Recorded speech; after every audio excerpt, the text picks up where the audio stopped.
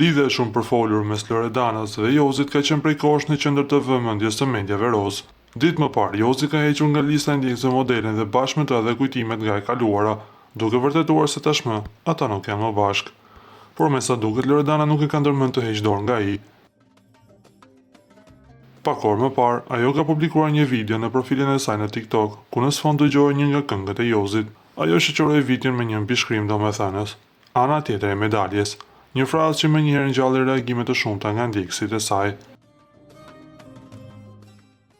A është kjo një tentativë për pajtim, apo thjesht një shprehje e ndjenjave të papërmbajtura?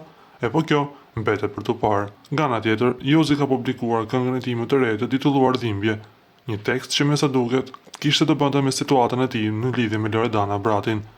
Se çfarë po ndodh me ta, e din vetëm ata të dy.